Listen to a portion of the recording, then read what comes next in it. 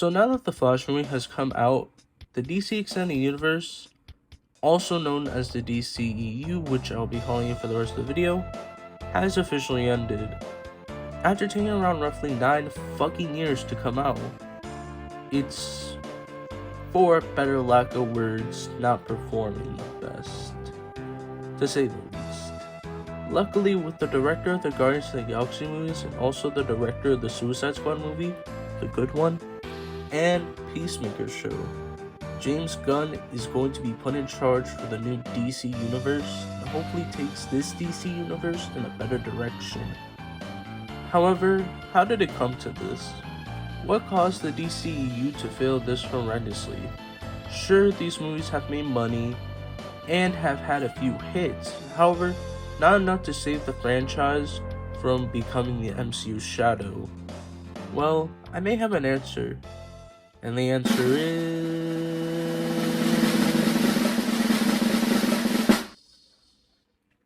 Man of Steel. Now, I am being completely honest when I say this franchise was doomed to fail ever since its conception. Now, I know some people like Man of Steel, and let me just say, if you like Man of Steel, I'm perfectly fine with that. The point of this video isn't meant to make you like or dislike the Man of Steel anymore.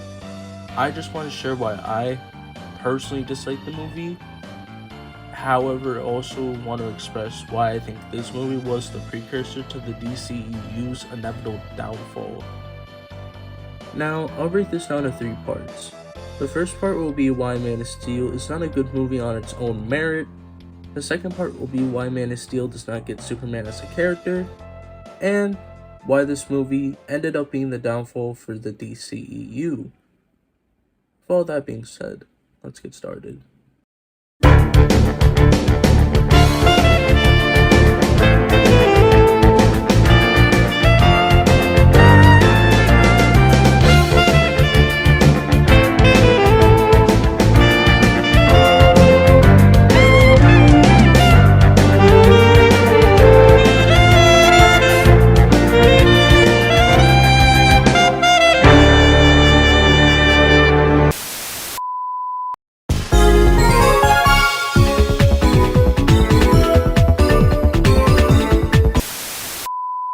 Firstly, let me say the only good things I like about the movie. The flying scenes look cool, and Zod has a pretty good performance. That's it. Anyways, Man of Steel is a movie that tries to reimagine Superman's origin story. However, not in the way you think. Now look, I get that not every comic book movie can be an exact one-to-one creation of the comics, and I'm all for writing new stories for these characters, especially for the movies. However, my problem with the movie is that the story itself is worse than just ripping the origins of Superman from the source material. There is a point in the movie where young Clark Kent saved kids from drowning on a bus, and Clark is talking to his dad after his dad scolds him for saving the kids, and he basically tells him, "You should have let him drown." This scene ticks me off so much because how is Superman supposed to be Superman if his dad doesn't let him use his powers for good? And I don't think Jonathan Kent would ever do this, because in the comics he and Martha raised Clark to be a good person who uses his powers for good. Yet in this movie, he is so obsessed with keeping Clark a secret, he dies for that secret, even though his son was more than capable of saving him. And I would be fine with a new twist on the source material of Superman. However, the problem is all the changes made to the source material make the story worse. Since the movie gives no cohesive reasoning as to why Superman is Superman and why he would want to be Superman, what his goals are, other than his father dies, which could have easily been prevented if Clark's father wasn't a dumbass and let him be Superman.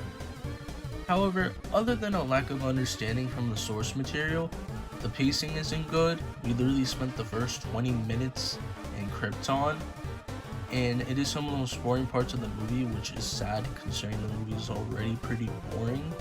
And mind you, these scenes could have been spent establishing Superman as Superman and establishing him as a hero, And yeah, the whole movie can basically be summed up as flashback, present, and flashback. Do that 10 more fucking times, and then Superman becomes Superman, and then boom, you get the final fight. Wait, excuse me? Where are the scenes where Superman is, I don't know, saving people? But he does fight Zod, and he does cause a lot of collateral fucking damage, without feeling any remorse for the people. He doesn't clean up the mess whatsoever, he doesn't even try to help, which is something Superman would never do. And mind you, this is not just a random hero, this is Superman, the superhero. One of my favorite stories of all time is Superman Up in the Sky. This story follows Superman's quest to rescue a young girl named Alice, who has been kidnapped and taken to another planet. While rescuing this one girl, he is constantly worried about what will happen to Earth while he is gone. This is because at Superman's core, Superman cares about all the people of Earth. He doesn't just care about Lois Lane, he cares about the safety of everyone. He prevented a girl from committing suicide in All-Star Superman, and he even stopped a little boy from being abused by his father. However, fuck that Superman. In Man of Steel, he only cares for his mom and Lois Lane, who is so boring and adds nothing to this movie. They have zero chemistry. Honestly, without Lois Lane, this movie wouldn't feel different. That's how boring she is. In fact, it would kind of be better because at least you'd have less boring scenes. And even though there are some good shots in this movie, the constant zooming in is annoying, the constant shaky cam is annoying, and adds nothing to the film. Which sucks because when this movie looks good, it looks good. But those moments are so few far in between each other. And overall, as a movie, Man of Steel is heavily flawed. As an adaptation of many stories, it's not good. However, on its own, it's still not good. Messy pacing, unlikable and boring characters, other than Daddy Zod, and questionable editing choices.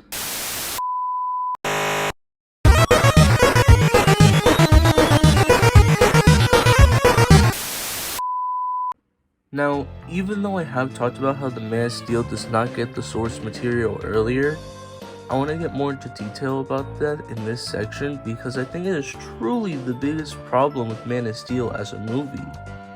For people who don't know, Superman is in my top 5 favorite superheroes of all time because Superman to me represents what it means to be a hero. Superman is what it means to be a good person.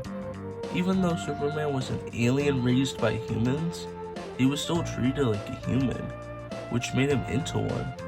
In a way, Superman is more human than any other hero, more than any of us, because he isn't a hero because he lost anyone, or something dramatic happened to him. He is a hero because his parents encouraged him to use his powers to help others, and he is a good person by fault. He is a man who loves Earth and loves the people. He is the symbol of hope. This is the Superman who inspired the character Dr. Manhattan. Dr. Manhattan is an all-powerful godlike character who can see into the present and past, and is basically a nihilist who thinks nothing has meaning, and everything around us is simply a projection of what laws that physics, chemistry, and biology has made us to be. This character was inspired and saw meaning with Superman. However, Superman is still not perfect. He, like anyone, still has a range of human emotions, and one of the biggest aspects of his character is his survivor's guilt. Superman can't save everyone. Not everyone who died on Krypton, not everyone who dies on Earth as a result of either his battles or not being able to save everyone. It's the hardest part of the job. Yet, he still doesn't give up. When things get hard, Superman perseveres and always finds a way to solve his problems as a hero. However, this Superman completely throws everything I said into the garbage. He doesn't inspire anyone in Man of Steel, he has no regard while fighting Zod, and never feels bad for killing these people, even if indirectly.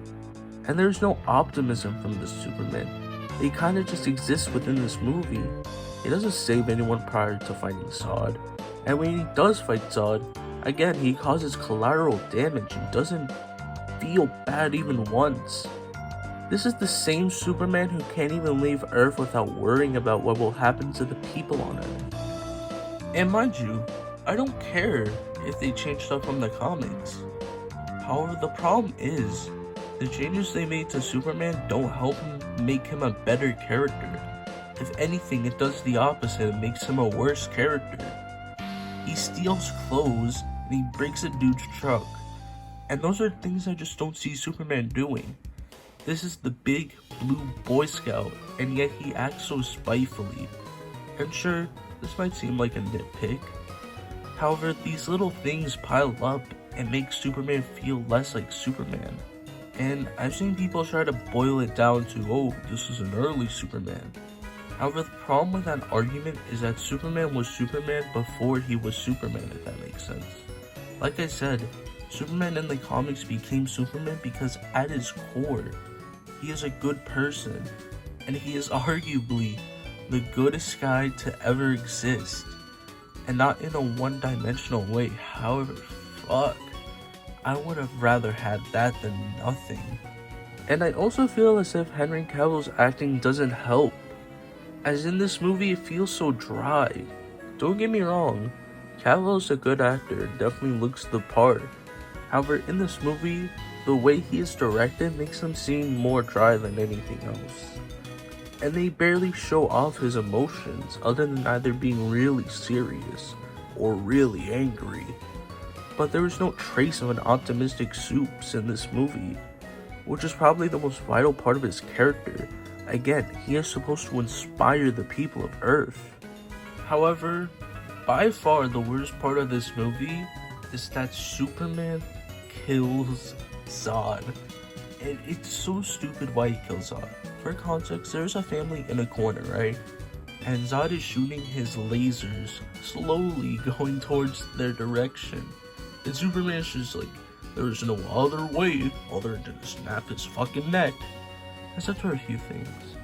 One, once Superman stops Zod from shooting his lasers, he could have told the family to fucking leave. If Superman is strong enough to snap his neck and leave a shockwave afterwards, he could have easily just held him there longer and tell the family to make a run for it. And two, Superman, instead of finding another way and persevering, does nothing but kill him. This is not what Superman would do. If he is faced with an issue, he always finds a way to do the right thing no matter what. He doesn't just say, fuck it, gotta kill him. Ironically, the Flash movie answers how he could have stopped Zod without killing him. Spoilers, but basically Supergirl in this movie is underground in a Russian government facility where she can't absorb the power of the sun to maintain her powers since, well, she is underground and there is no sun to absorb. And again, Superman is clearly strong enough to snap Zod's fucking neck and leave a shockwave afterwards, so he could have easily just knocked him out and been like, yo government, take this dude underground so he can't absorb the power of the sun, and it could have been as easy as that, yet in character. And that's not even mentioning the fact they could have just introduced the Phantom Zone projector, but didn't, because that would have looked as cool as killing this motherfucker.